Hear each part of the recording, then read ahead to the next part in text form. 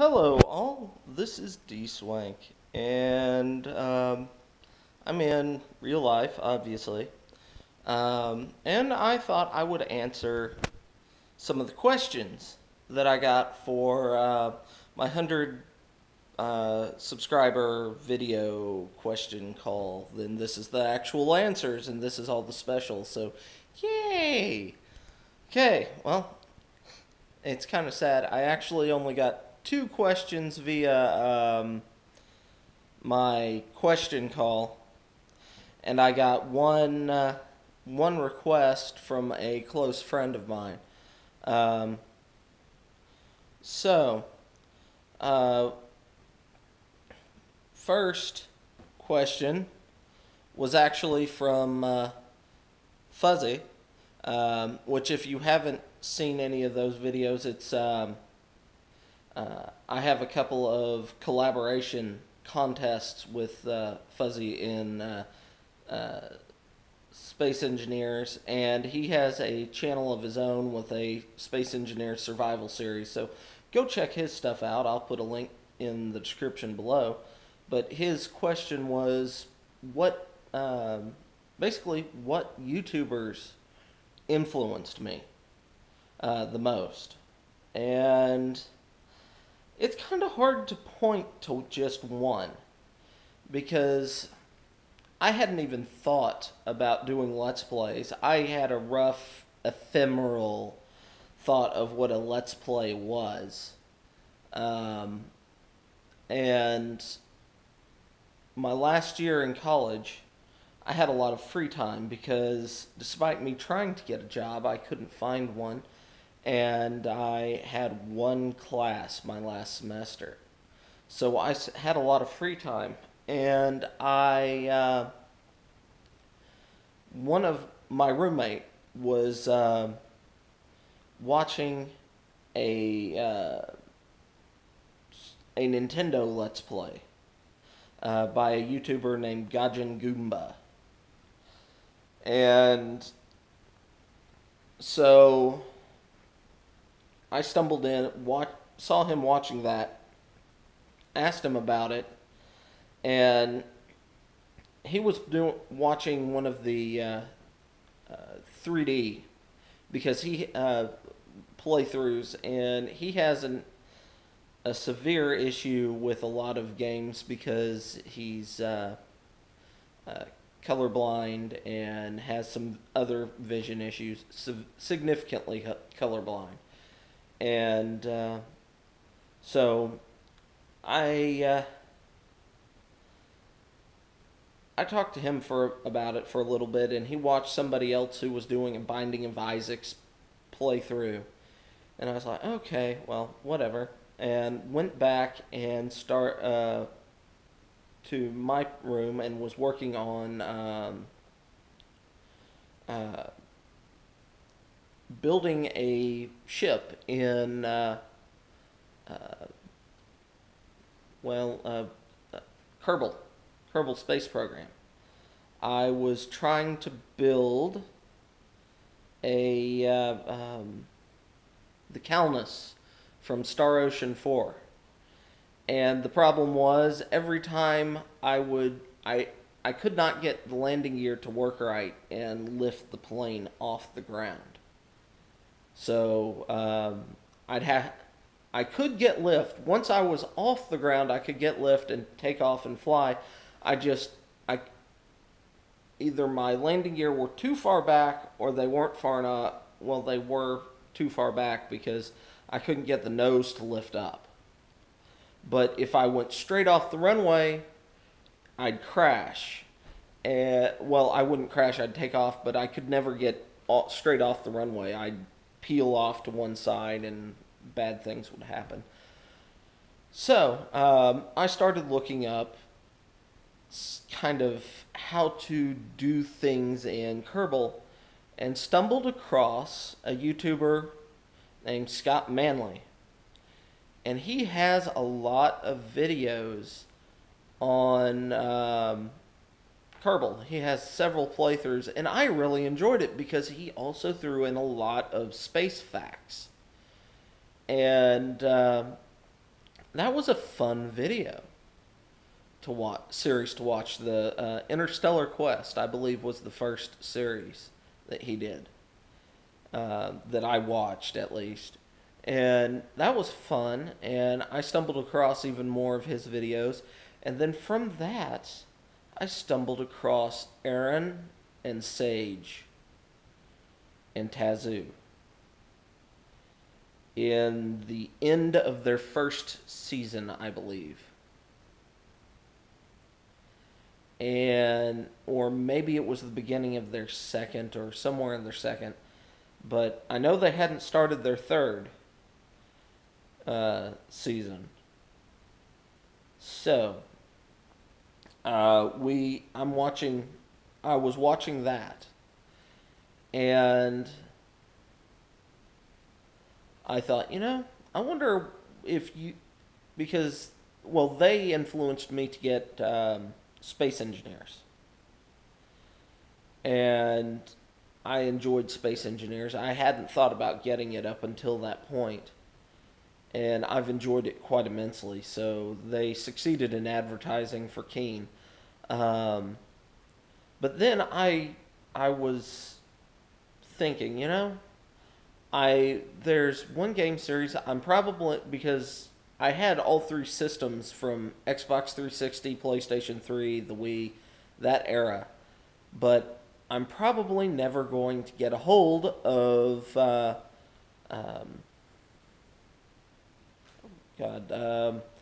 horror game with the necromorphs. Sage is a big fan, and I've completely gone blank on the name. Isaac is the engineer that you play. The Ishimura is the planet cracker. And it's gone. I can tell you everything about the game but the name.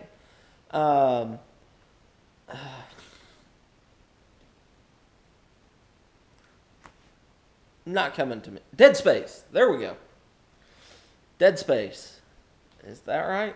Yeah. And when I'd never played Dead Space 3, so I wanted to watch through it, and I stumbled. That's how I found Markiplier. And watching Mark's videos, I started with Dead Space 3, his playthrough of that, and then saw him playing some other games. Thought, he really enjoys what he's doing. I found out that he was in college for medical tech, but discovered a way of doing this. He's making money. He's enjoying what he's doing. He's helping people. I thought, that's all I really want to do. I want to enjoy what I'm doing, and I want to having money, enough to live on. That's kind of nice. I don't feel like I need the millions of subscribers that he has, but my understanding is if you're making around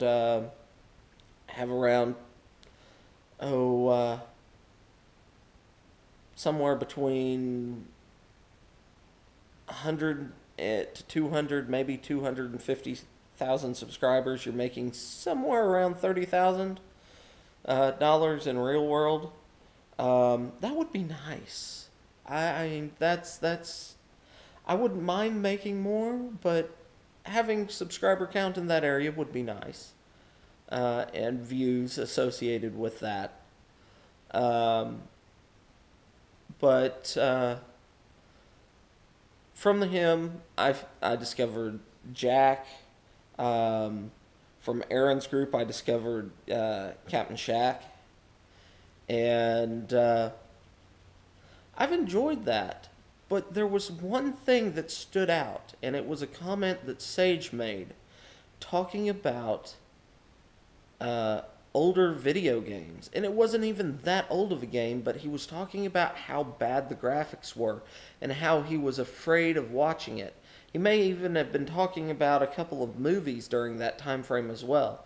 Afraid of watching the movie again because afraid of how the CGI would have changed.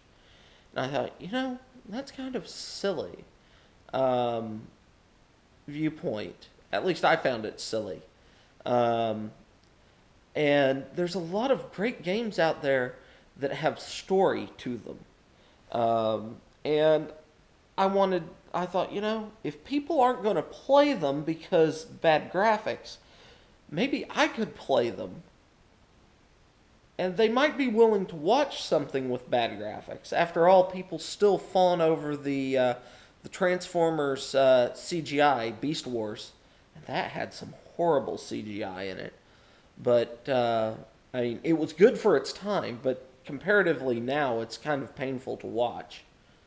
Um, but yeah, I mean, if people are willing to watch games, I mean, after all, they're willing to watch over overpaid football addicts uh, to play football or baseball or whatever, and they're willing to watch that on television. And I'm sure there's a group of people. Well, obviously, there's groups of people that will watch video gamers. So I can play video games. It's something I've enjoyed. So Sage kind of influenced me. So did Mark, and Scott Manley was also very important in that. However, Scott has another job, and YouTubing is not his primary income source. So, meh. But um, Mark Mark and Jack and them, they're so successful that they're able to make money without Patreon. Others have a Patreon account to help them out. Um, so it's one of those things where you have to keep up with other things to make a living at it. And right now, I am barely scraping by doing real world stuff with handyman things and helping out on the farm and stuff like that. Um, but yeah. Now, that kind of was a ramble about YouTubers that helped me, but yeah. Now, on uh, my next question of two was a question by Jeremy Four asking me what my top 5 video games are. And he acknowledged that it might be difficult to do top 5. Also, it includes PC and console. So, and I've had to think about this one quite a bit because, well, it's a hard question to answer. I mean, I knew immediately what my number one game would be Homeworld, the original Homeworld, not Homeworld Remastered, because the Remastered has Homeworld 2 in it, and Homeworld 2 is not that good of a game in comparison to the first one. First one had a lot of good things going for it, and I really liked that. But after that, I had a hard time narrowing them down to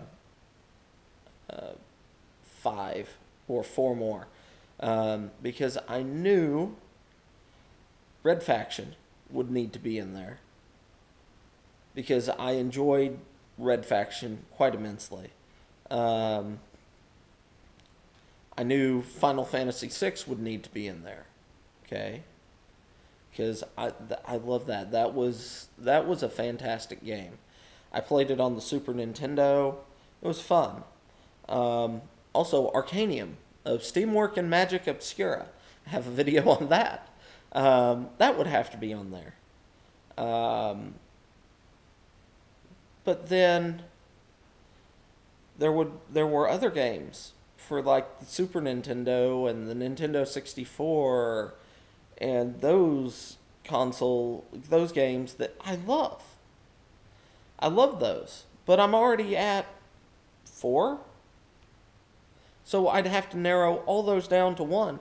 So I think I'm going to do a top 10 instead, and in no particular order. So I've got those 4 that I mentioned before, and I loved Yoshi's Safari, which was a Super Nintendo game that you use the Super Scope for playing, which was this bazooka-like thing that you wore on your shoulder, and there was an infrared reader on the television, and you played as Mario, who rode around on the back of Yoshi.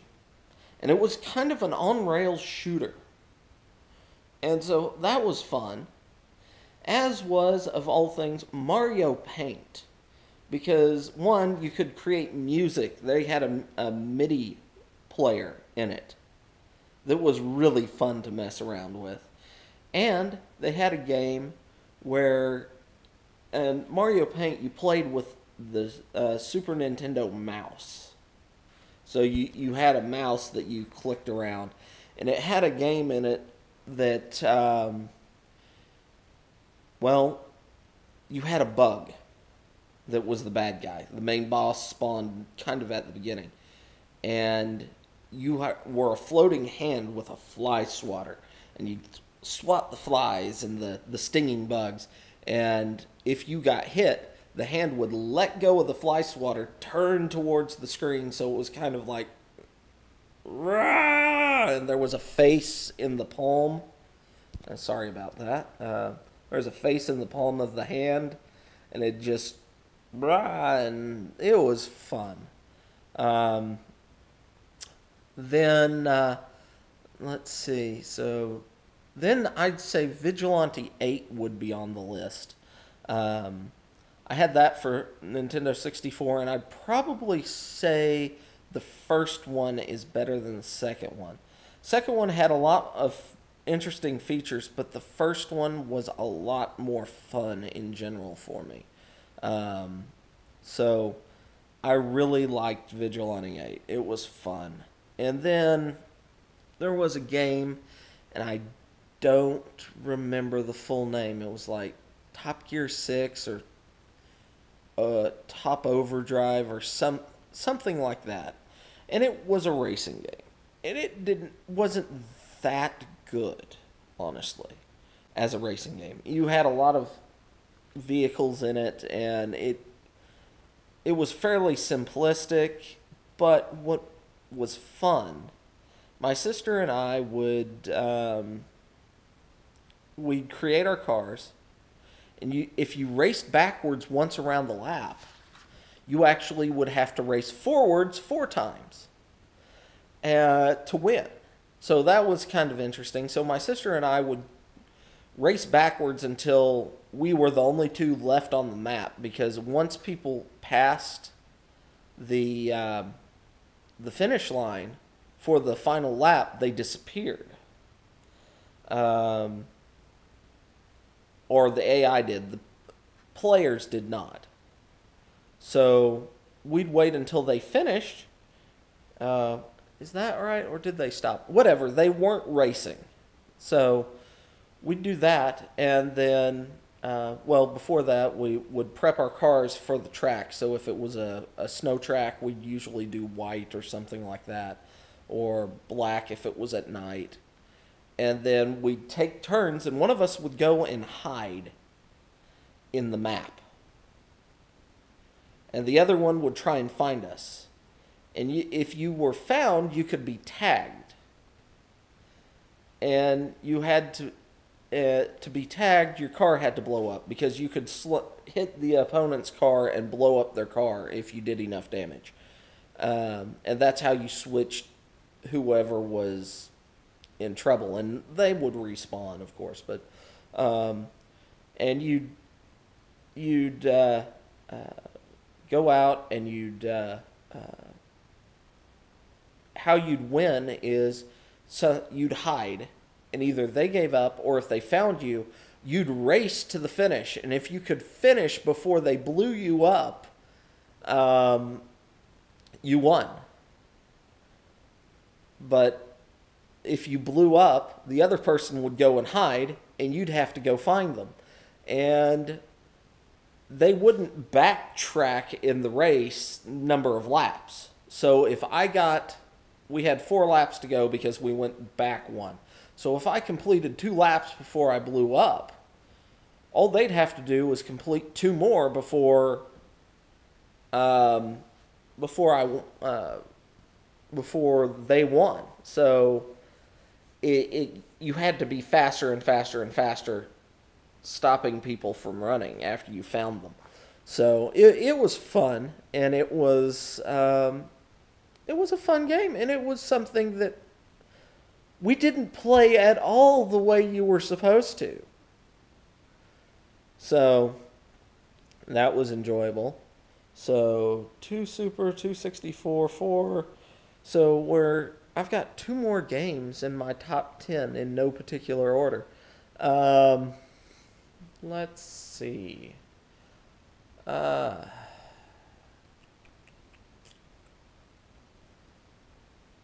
Top games. Top games.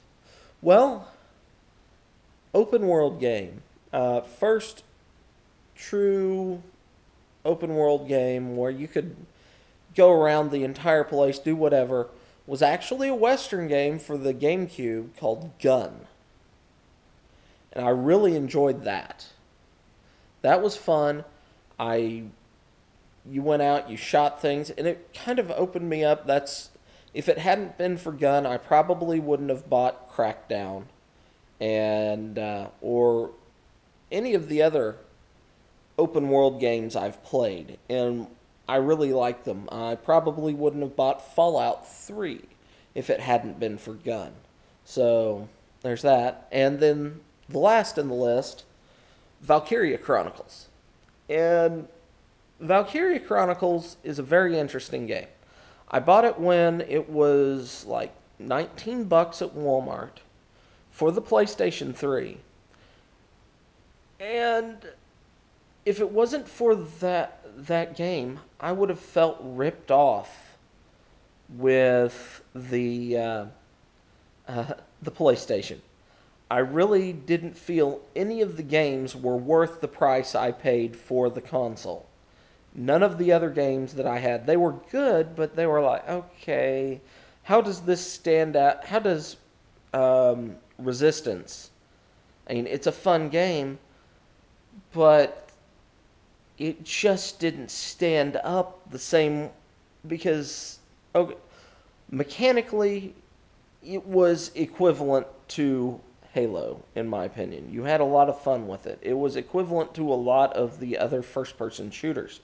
However, the whole way the thing is presented, Halo was presented so much better. The music, everything in Halo was presented well. Mechanically, as a game, Resistance was equivalent. There was nothing wrong with Resistance.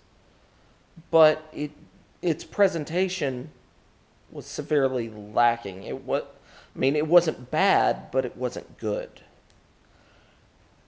But Valkyria Chronicles, oh my God, that was fantastic. It was a game that knew what it was and presented itself as what it was without any issues, and it was good for that reason. So Valkyria Chronicles is on my list of top 10. So I actually have 4 solely console, 4 solely PC, because I don't think Arcanium. Let's see, I had Homeworld, Arcanium, Red Faction showed up on console. So 3, yeah. And, so 2 PC and 4 multi? Is that right? No, Gun was console only. So 5 console, 2 PC, and a handful of others. So, yeah. But anyway, and my last thing was a request, and I've had this for a while, but I haven't had a good opportunity to say anything about it. I've I've got a friend who recently is starting YouTube. He's not doing games, okay? No games. What he's doing, and he has a very high-ranking degree in English. I know he has his master's. I don't know if he was working on a doctorate in English or not, or if he started, or if he's completed, or anything like that. But he's written some things for Comicosity. And he's starting a YouTube channel where he's going to be doing some podcasts and stuff. But what his concept is comics in the classroom. He's basically going to be talking about comics, like comic books, not haha comics, but comic books. And he may reach into some of the other more foreign medias like mangas and things like that, or manhwas, I think are the Korean or Vietnamese vertical stories. But he talks about them from a learning perspective. He has a couple of videos up. One is basically, hey, I'm getting started, and the other is a rough what he's planning on doing on the channel. I'll put a link to his channel in the description below. So do me a favor, check it out. If that's something that would interest you, go ahead and subscribe to him. He hasn't put much out yet, but I did tell him I would advertise for him, so there's that. So, this has been going on for almost a half an hour. I hope you've enjoyed it. If you have, go ahead and hit like, subscribe, leave a comment below. I will see you next time, and until then, bye-bye.